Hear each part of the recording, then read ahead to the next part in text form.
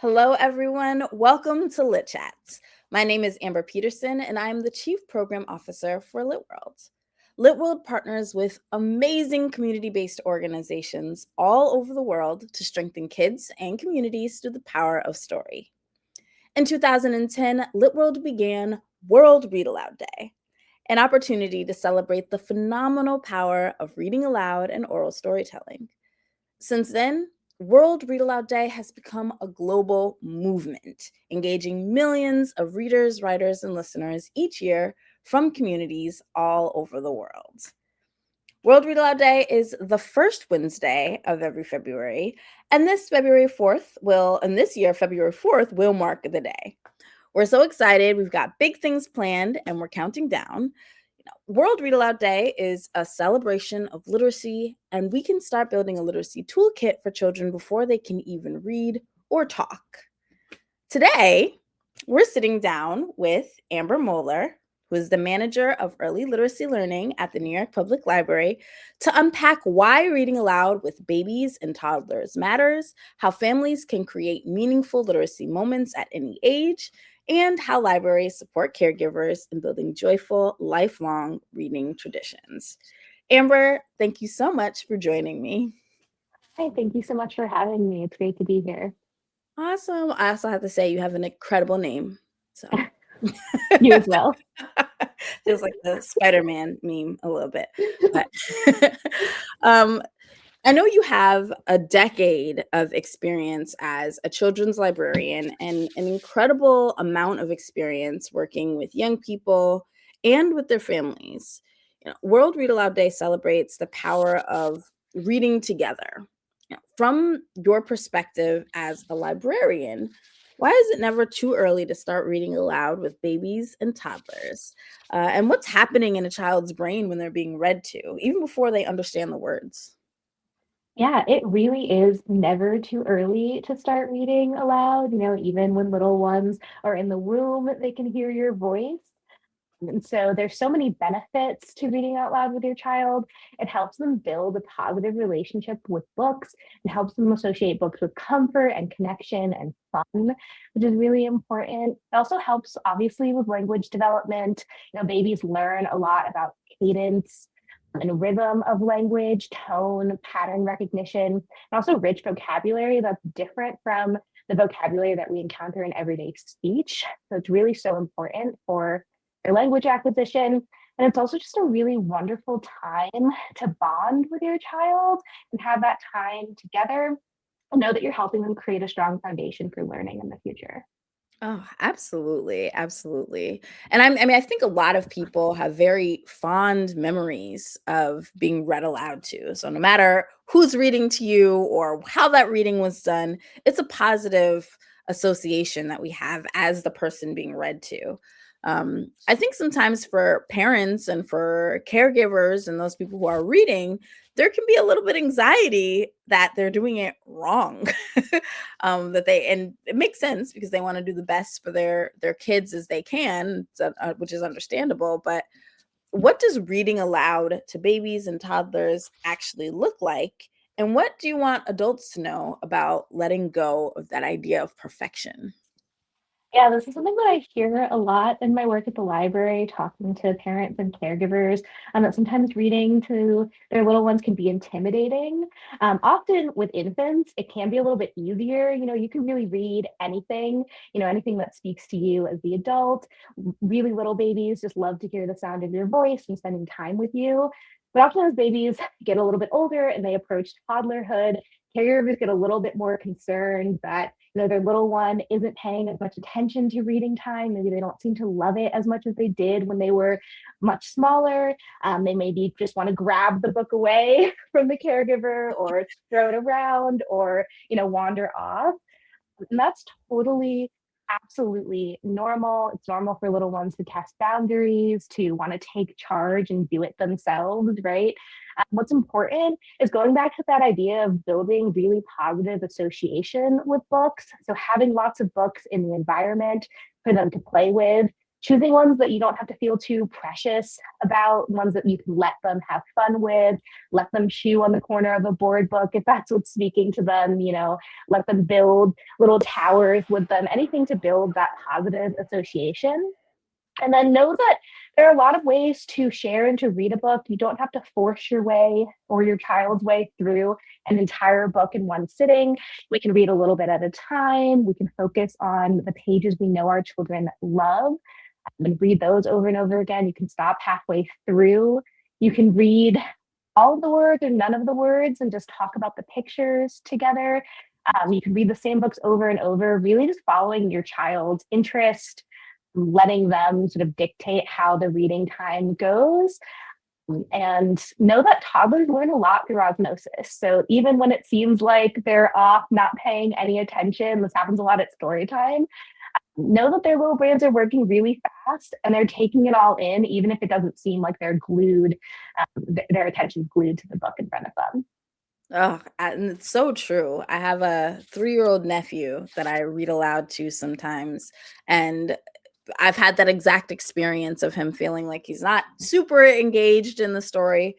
But then the next time we read the book, he can literally recite every word. He's memorized the entire story. I'm like, oh, you are listening. Yeah, exactly. Or you'll like catch Something. them like talking about something or playing something out with their toys that was in the book, and you're like, oh, I didn't know you were paying attention to that, but clearly. Absolutely. I mean, and it's also such a fun exercise and just imagination. Like we'll start on a story and then he makes up his own story as he's kind of going through and using the pictures or the plot. Early fanfic. A lot of Paw Patrol fanfic happens with him, but I think that's a great advice and something for us to all just be thoughtful about. Um, World Read Aloud Day is obviously just one day. It's one day a year, but the act of reading aloud is something that we should be doing all year long, not just on the one day, but every single day. What are some of the simple ways that families can turn everyday moments into meaningful literacy experiences, especially for our youngest readers? I think obviously reading together, finding that ritual, taking a book with you. I like, there's a book called Indestructibles. It's a type of book that's really portable, similar to a board book, but even smaller. So having something like that that you can take with you on the go, reading on the train, on the subway, if you're in line for something, even just looking at the pictures together. But also beyond books, talking with your little one, narrating your day, talk about what you're doing and seeing, the colors that you see, textures, smells, anything that you can do to incorporate language, pointing out print in the environment, making up songs with them, singing pop songs together.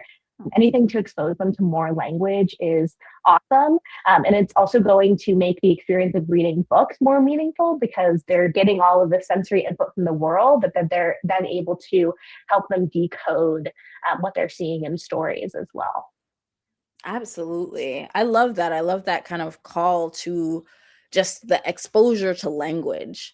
And something I think some people wonder about what time sometimes is like, what language should I be speaking to my kids in? And especially for those who speak multiple languages. And I would guess the answer is all of them. Yeah, Correct. all of them, and also whatever you're most comfortable, whatever language you're most comfortable speaking in, right?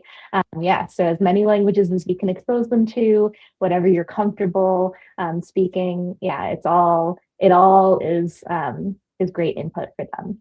It feels like the short answer is there's no wrong way to Yes. expose kids to literacy. Expose them to literacy by speaking to them, by reading to them, by interacting with them, by using language with them. I love that, and that's an easy rule to live by. As I'm super excited that I'm getting to speak with you. You're part of the New York Public Library, which is one of the largest public library systems in the world. I think it's the third largest, if I'm correct. Second or third? Second or Yeah. third. It's huge. And you guys do a lot, and more than just lending books, which and I know that's not just true for the New York Public Library. A lot of libraries do a lot to support readers and families beyond just making books accessible to them.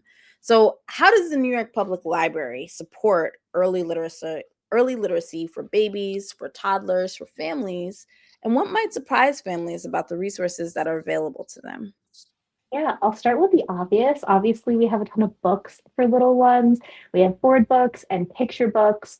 So when I talked about making sure that you have a ton of books in the environment around for your child, you don't have to go out and buy those.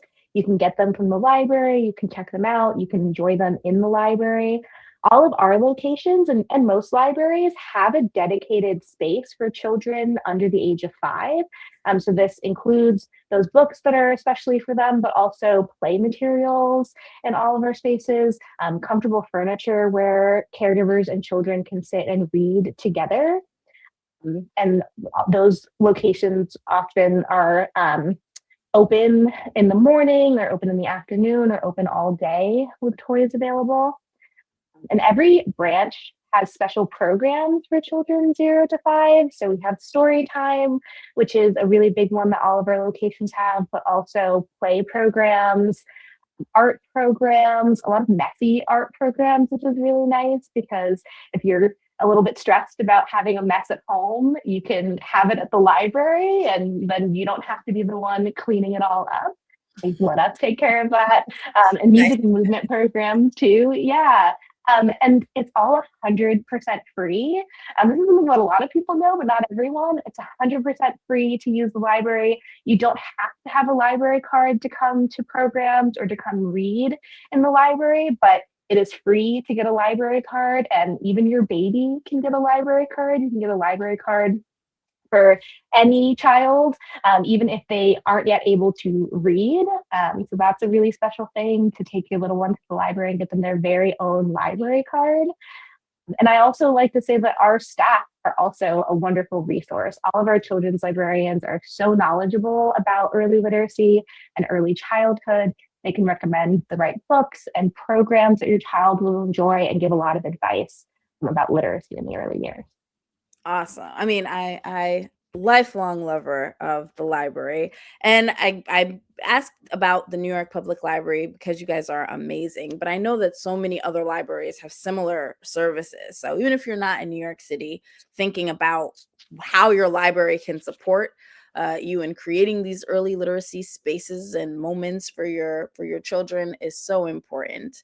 And I mean, I know with the New York Public Library, you also offer some things online. So, like book lists and other resources. So, even if you're not in New York City and you're around the world or around the country, there are parts of your resources that are accessible. Yeah, totally. We have a lot of recorded story times that are available online that you can watch with your little ones. Those are all up on our website. It's a great resource for anyone around the world. Awesome. You're our people, our type of people. Read aloud. Make them accessible. Um, as we count down to World Read Aloud Day, what is one small action you would encourage families to take this week, today, anytime to build or strengthen a read aloud tradition with their youngest children? Think I would be remiss not to say to visit your local library, find out where it is, go get a library card for your little one if they don't already have one, go read a book together, check out a book to bring home, go to a program. And like you said, if you're not in New York City, or you can't visit your local library for whatever reason, you can check out our online resources at nypl.org/storytime. There's a ton of stuff available for everyone to access. Awesome. Thank you so much, Amber Moller, for joining me today for a Lit Chat. It is always a pleasure to speak to you. If you're tuning in, please head over to nypl.org/storytime for amazing tools, resources, and insights for readers of all ages. Now, before we go, and I know the answer to this a little bit, can you let us know how you'll be celebrating World Read Aloud Day this year? I'll be celebrating in at one of our locations, the 125th Street Library, for a World Read Aloud celebration. We'll be reading aloud together and doing some fun arts and crafts and things like that. So that's going to be a lot of fun, and I'm really looking forward to it on February 4th. Yeah. Thank you. Thank you. Thank you once again for joining Thank me, you. Amber. Thank you, anyone who's tuning in. Please check out worldreadaloudday.org for incredible resources to celebrate on February 4th, 2026 and beyond. Sign up to become a RAD advocate and help us to amplify the importance of this day and this important act. Follow us on Facebook, YouTube, Instagram for activities, celebration resources, and more. Thank you so much, and happy countdown to World Read Aloud Day, everyone. Bye.